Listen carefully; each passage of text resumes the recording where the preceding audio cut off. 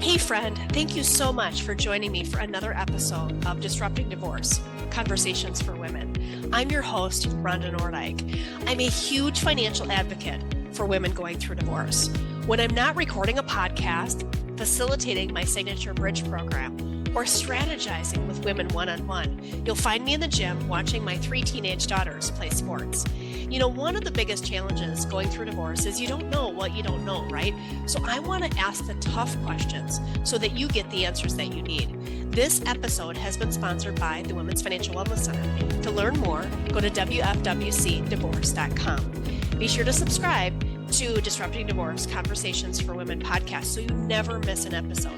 And if you're already a fan of the show, please be sure to leave a positive podcast review. Now let's go ahead and get started. Welcome to another episode, and I just want to say to all my listeners, I just so appreciate you listening and the positive feedback that we get from the podcast. And you know that I'm always looking for really great guests, and today is no exception. So I want to introduce you to Karen McNenny. So she is the Good Divorce Coach. Who doesn't want a good divorce, right? Karen, thank you for joining us. So happy to be here, Rhonda. Yes, let's hear it for the good divorces. They don't have to all suck. Yes, absolutely. I know that one of the first questions I often ask is, what are you doing to disrupt divorce? So let's start there. I think I created the business I was looking for over 13 years ago when I got divorced, which really, like maybe some of your listeners, I was paralyzed in fear.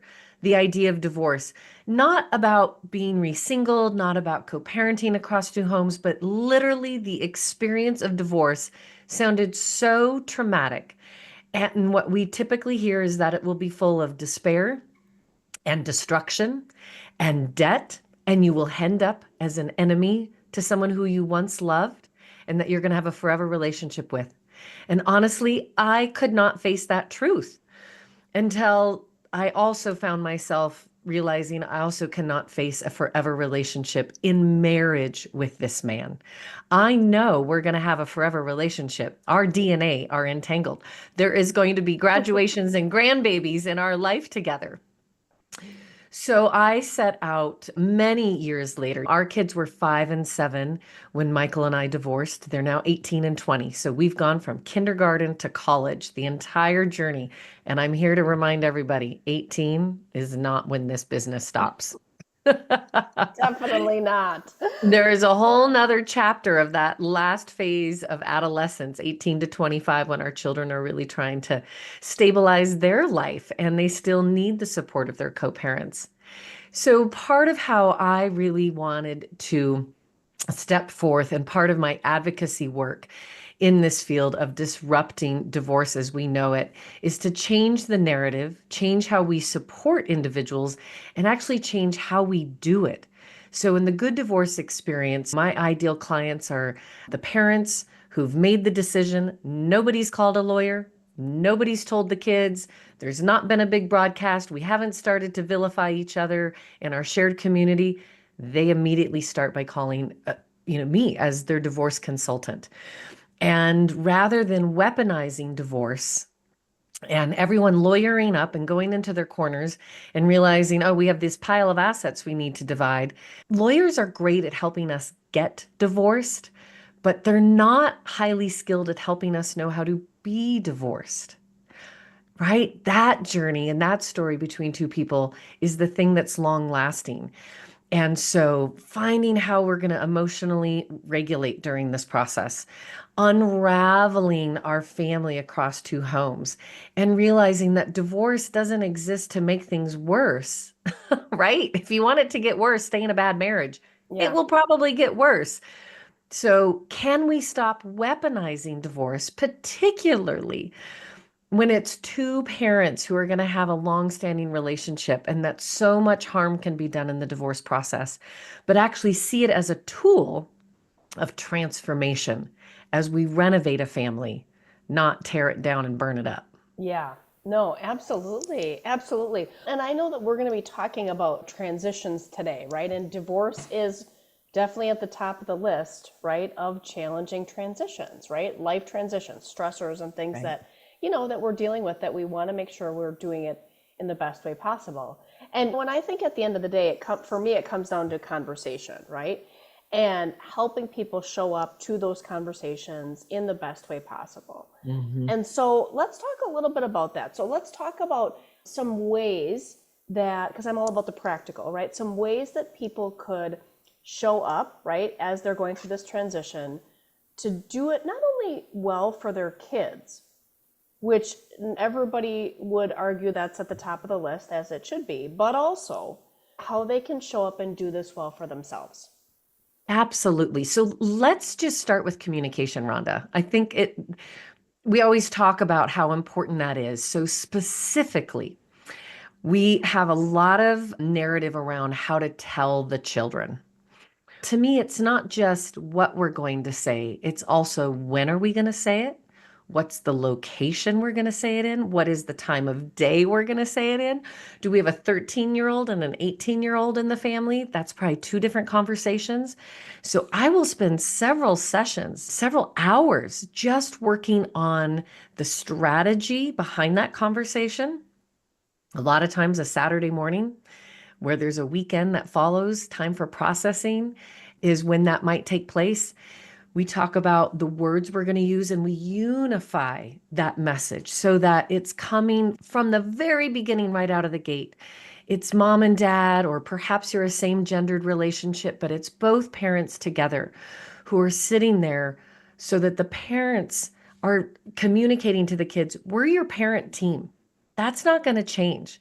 And there's not someone being vilified here. This isn't your dad leaving us. This isn't your mom who abandoned us. This is a joint decision that we are going to take care of all the grown up adulting things. I then also recommend the pre communication to the kid conversation. And sometimes we miss this one, which means contacting the teachers, perhaps the school counselors, perhaps even the parents of the best friends that the kids hang out with, the homes that they spend a lot of time in. Think of it as that circle of support. And we're not inviting those people to become the therapist to our children, but my goodness, if the pet had died, if we lost a grandparent, if there was a big major headline with the family, we would probably give the teachers a heads up, right? Like you might be noticing some behavior change, you might be noticing some emotional adjustment. And it also tells the kids, we have already let your important people know. So you don't have to be the amplifier. You don't have to go out and communicate to your best friends or to your teachers that this big news happened over the weekend. I also, to add a third leg to our communication strategy, believe that communicating to our personal circle of friends, right? We talked about how to support the kids. So, also, how do we support us individually? I was recently working with a couple, and their nightmare was telling everyone this news. Now, there might be siblings, parents, our very best friends that we want to tell in person, but then there's that slightly wider circle of support that we've shared as a family. So we basically wrote a public service announcement. I love that. And it went out to, for them, maybe 20 or 30 people all at once that said, Joseph and I have made the hard decision of dissolving our marriage. We didn't come to this quickly or easily. And we want you to know that we'll be chatting with our children over the weekend or on this date. They don't know yet. So please keep this private so that our kids don't hear it secondhand from someone else. That would be a tragedy. We also want to let you know we're doing this differently. We don't plan to litigate. We don't plan to end up in court. We don't plan on burning down our family. We're working with the good divorce consultant, right? We're doing this in a different way. And when you see us at the grocery store while we're picking out our bananas, please come over and say hello. You don't need to dodge us. And the only thing we ask is don't ask us why we're getting divorced. That's an impossibly hard question to answer.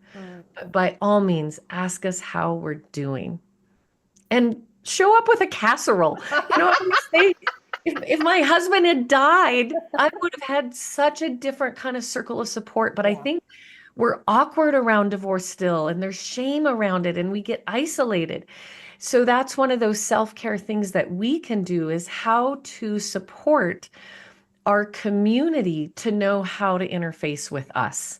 So those are some early steps before we even begin to talk about who's staying in the house and who's getting the ugly wagon wheel coffee table. I'm thinking about when Harry met Sally and that famous moment of the thing we never cared about, now we care about. So laying the foundation of support for yourself and your kids as you head in. There's so many steps and things that we need to take care of and pay attention to before we start a legal conversation around assets, which I know is your area of expertise.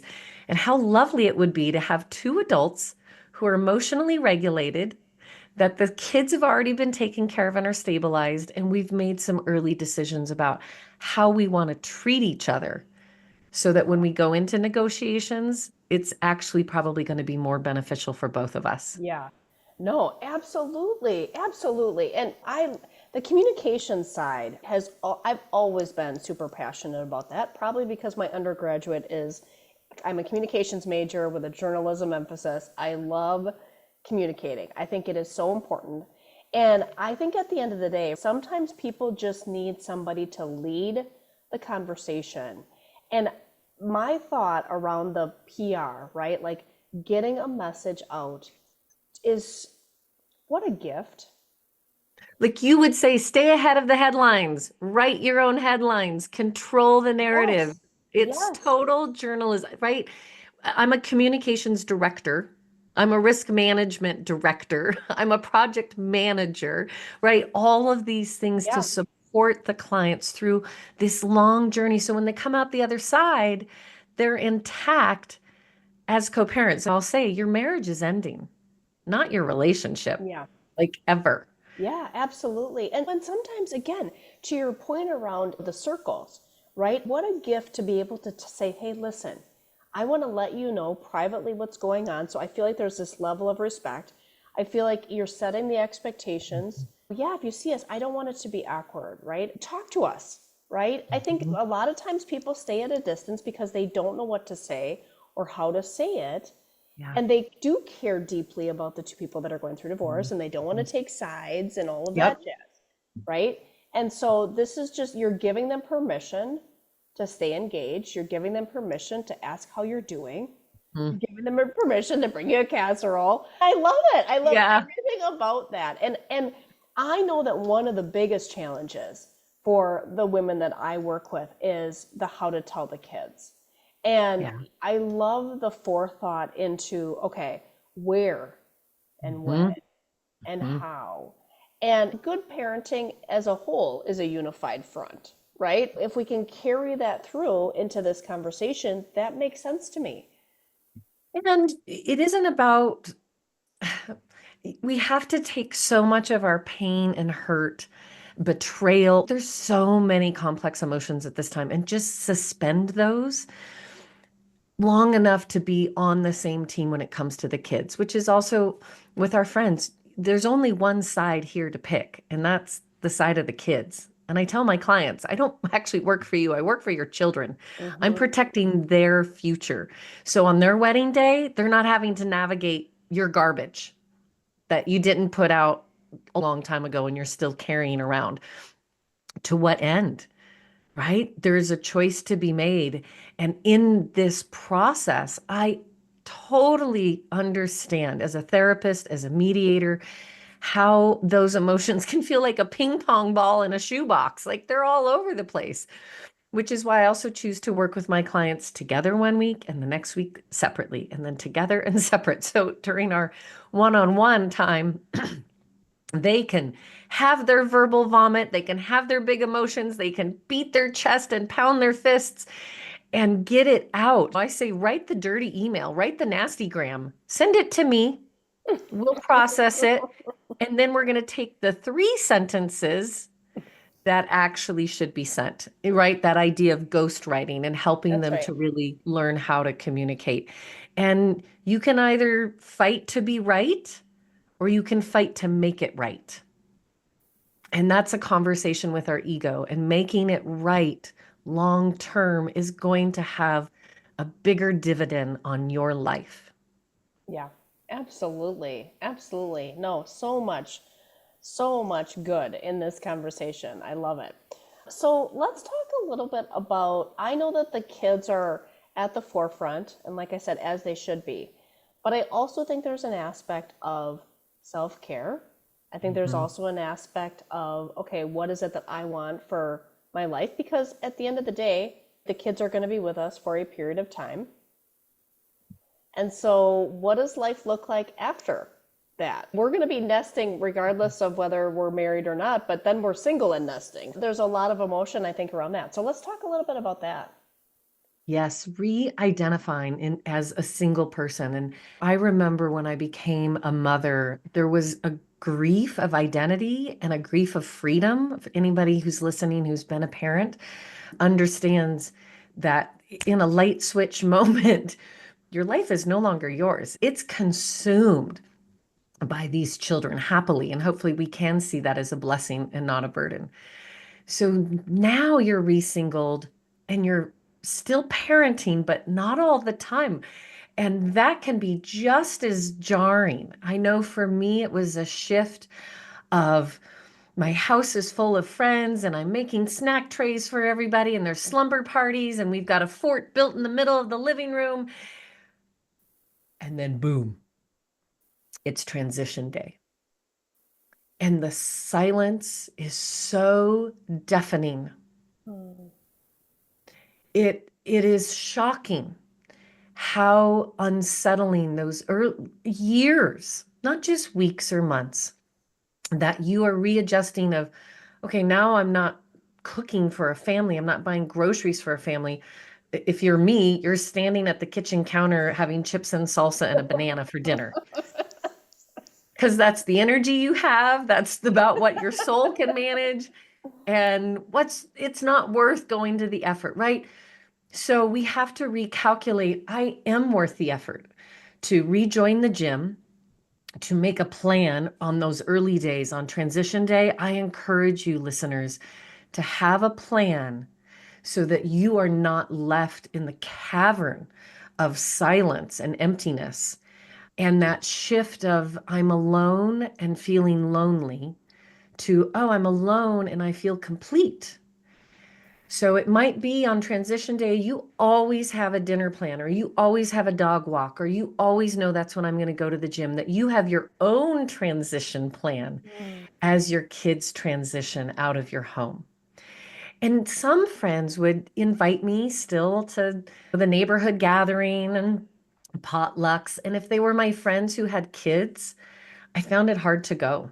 And I would often say no, because if I would show up at the party and the gathering and the picnic and the barbecue where everyone else had their kids running around, it was like a phantom pain. I felt the absence of my children in a way that was like an amputation. I'm not an amputee, so I use that phrase in a really sensitive way and metaphorically of what it is to feel their absence. And then there's that other piece of, okay, it's not about my motherhood because now sometimes I'm just single. So I started to reconnect with a lot of my friends who didn't have children. They became my travel buddies. They became the homes I would run away to for the weekend. They have a lot of capacity because they're not parenting. So they were happy to cook me meals and take care of the itinerary when we were traveling. But I'll tell you what, Rhonda, it took a long time, probably a couple of years before I started to go have fun during my off parenting time, that off duty when I was just as the support parent, not the residential parent, because I felt like it's not okay for me to go off and have fun. I'm divorced. I'm supposed to suffer. I created this terrible situation. My kids are moving between two homes. We can get in a very dark negative spiral about that. And then I realized that actually isn't helping me to fulfill my bright self, to be the kind of mother, to be the person that I want my children coming back to. So I started to take that time that was my off duty time not just to do the groceries, scrub the bathrooms, get the laundry done, which is awesome, right? We forget to talk about how there is a benefit, right? Again, that divorce guilt. There's a benefit. When my kids are with their father, I get all sorts of things done, which means when they re-enter my front door, I am dialed and they get a full-time parent. And I know that's what they get from both of us, not the sort of fragmented part of me that is trying to do all the household chores and run the errands. I utilize my time without them to get ready for them to reland. And I start having a little bit of fun. And I refer to this as the Devorgasmic stage, which usually comes in the aftermath of the darkness of the divorce when we realize I can have pleasure again. I'm going to date again. I'm going to have lovers again. I'm going to have a freedom to maybe dive into a project that I wasn't able to do. And know that for every swing in the pendulum, there's usually a counter swing. And we will move through a wide variety of emotions, sadness, grief. It's the death of a family. It's the death of a relationship. We forget that this is a very significant, not just a thing that happens to us, but something we have to go through. And that process usually takes longer than we think it will and longer than we want it to. Yeah. Oh my gosh. And I remember there was a gal I was working with early on when I started my business. And she said, Rhonda, I just got really comfortable going to the movies by myself. That's right. And she said, and again, think about it, right? We've spent so much of our life pouring into other people, and we're not always the best at self-care, right?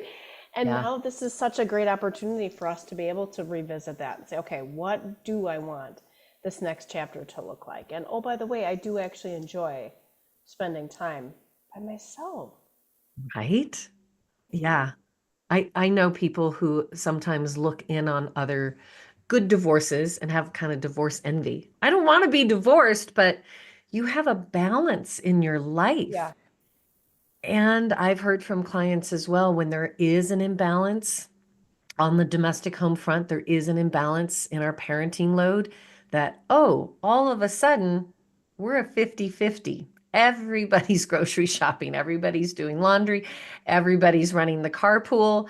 And my true dream is if we could go upstream before people fall into the river of divorce and actually integrate some of those best practices in our marriages. I'm pro marriage. I am pro family. I wish that my own marriage had lasted the long journey to growing old together. That wasn't our journey. But I do think that there are folks who maybe are listening today and wondering, I'm on the fence. I don't know if it's divorce or not divorce, but perhaps getting a more specific schedule in your household that really divides the duties of domestic labor, which is real, so that you have time for your self-care, not as a result of divorce, but embedded into a healthy marriage as well. Yeah, I love that. I love that. And I know there are people that are listening that are on the fence and want their marriage to work. And taking those steps certainly is an important part of that process as well, whether you decide to stay or you decide to go.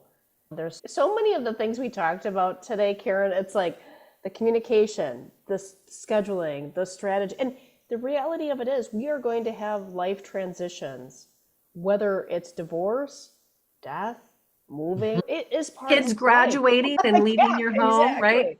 I'm about to be an empty nester and I'm going through a whole nother period of melancholy because my role of motherhood, they need less. And my job is to not need them more and more in their absence, right? And for those of you who have maybe been in the journey of, well, we'll wait till the kids graduate. We'll wait until they're out on their own. Do not fool yourself that that means you are still not having to manage a co-parenting Right. relationship or really think about these things. In many ways, those who wait until your kids graduate from high school and then you divorce, maybe the family home gets sold, you move into two homes, everything gets divided. It can be very unsettling for your young adult children, because as a family, you don't have any runway or practice of how to be a two-household family. And your children are coming back from college on their holiday breaks. And Where am I going? Yeah. where's my bedroom? How do I negotiate this? Am I in charge? And what can happen in those teen years, high school and into young adult, is that rather than the children continuing to try and navigate their relationship with their parents, they start to build their relationship with their peers and more independence because they don't know how. There hasn't been any conversation about it.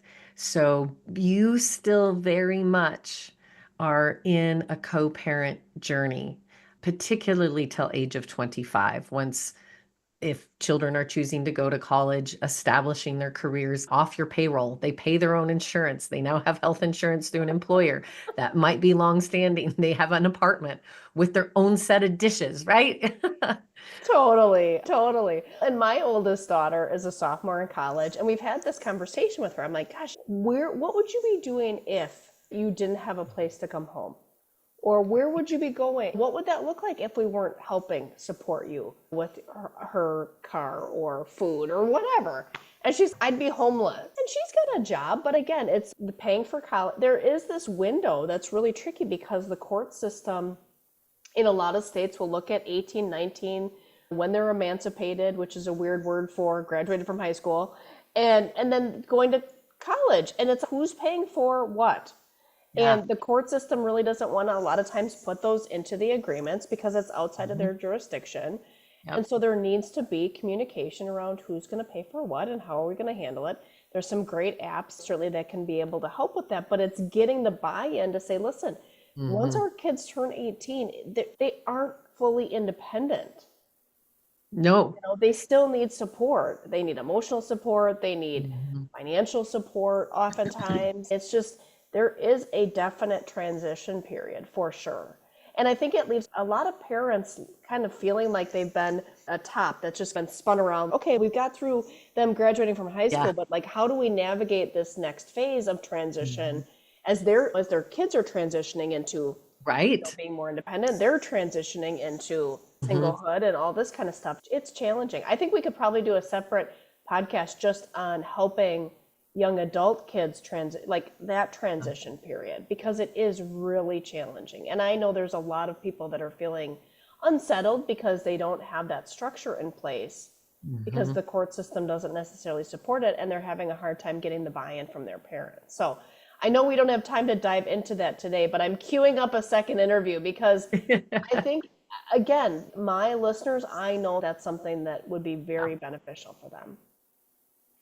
Be intentional at all times in all ways, right? That is a good place to start. Yeah, absolutely. I want to thank you so much for just a really fantastic time together, leaving our listeners with a lot of very practical, immediately applicable things that they can do. And of course, we'll make sure that we include all of your contact information in the show notes. And I just want to thank you for being the good divorce coach that you are and sharing some time with us today. Oh, my pleasure, Rhonda. And thanks to all your listeners for tuning in search of their own right path. Look forward to connecting soon. Thank you so much for listening to another episode of Disrupting Divorce, Conversations for Women. This episode has been sponsored by the Women's Financial Wellness Center. Check out the website at wfwcdivorce.com. There are 3 simple things that you can do to help us reach even more women facing divorce so that they don't have to go through this alone either. Subscribe so you don't miss an episode, save the episode, and be sure to share with a friend and leave a positive podcast review. I look forward to connecting soon.